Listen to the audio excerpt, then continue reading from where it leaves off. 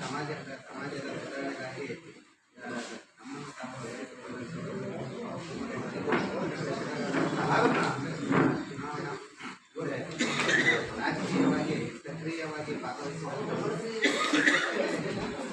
ನಿವಾರಣೆಗೆ ಹೋರಾಡಿದಂಥವರಲ್ಲಿ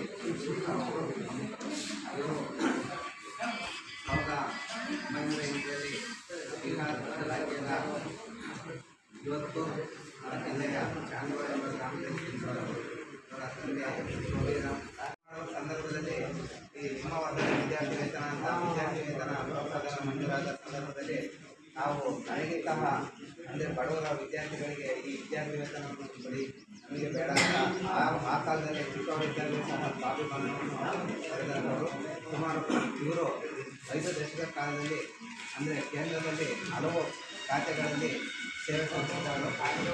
ಇವರು ಹೇಗಪ್ಪ ಅಂದರೆ ಆಡು ಮುಂತಾದ ತಪ್ಪಿಲ್ಲ, ಬಾಬು ಜಗದಾನಂದರವರು ನಿರ್ವಹಿಸುವುದರಿಂದ ಕಾರ್ಯಕ್ರಮ ಅಂತ ಪ್ರತಿಯೊಂದು ಜಗ್ಗೇಂದ್ರಮರ ಜನ್ಮದಿನಾಚರಣೆಯನ್ನು ದೇಶಾದ್ಯಂತ ಆಚರಣೆ ಮಾಡಿದೆ.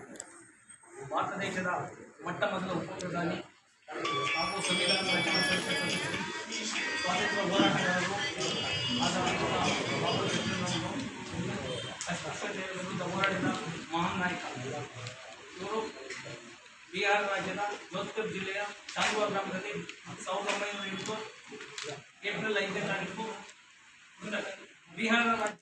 ಭಾರತ ದೇಶದ ನಾವು ಯಾವುದೇ ಒಂದು ಕೈಗಾರಿಕೆ ಆಗಲಿ, ನೀರಾವರಿ ಆಗಲಿ ಇದ್ದಂಥ ಕಾಲದಲ್ಲಿ ಬಾಬು ಜಗಜೀವನರಾಮ್ ಅವರು ಒಂದು ಈ ದೇಶದಲ್ಲಿ ಲೋಕಸಭಾ ಸದಸ್ಯರಾಗಿ ಮತ್ತು ಈ ದೇಶದ ಅತ್ಯುನ್ನತ ಹುದ್ದೆಯನ್ನು ಹೊಂದಿದ ಮೇಲೆ ಅಥವಾ ಒಬ್ಬ ಪ್ರಧಾನಿಯಾದರೂ ಕೂಡ ಅವನಿಗೆ ದೇವಸ್ಥಾನ ಪ್ರವೇಶ ಇಲ್ಲ.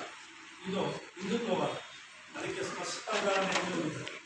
ಇವರು ಶೃಂಗೇರಿ ಶಾರದಾ ಮಂದಿರ ಒಂದ್ಸರಿ ಇವರು ಹೋದಂಥ ಸಂದರ್ಭದಲ್ಲಿ ಇವರು ಹೋಗಿ ಕಾರ್ಯಕ್ರಮ ಮುಗಿಸ್ಕೊಂಡು ಬಂದಮೇಲೆ ಮತ್ತು ಶೃಂಗೇರಿ ಮಠ ಶುದ್ಧೀಕರಣ.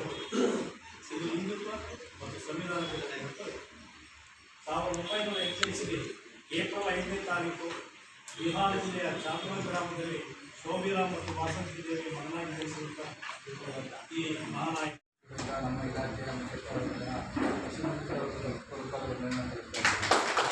ಹಾಗೂ ಕಾರ್ಯಕ್ರಮದಲ್ಲಿ ಭಾಗವಹಿಸಿದ ನಮ್ಮ ಪ್ರತಿಷ್ಠಾಪಿಸಿರುವಂಥ ಪಾಲಕರು ಈ ತಾಲೂಕು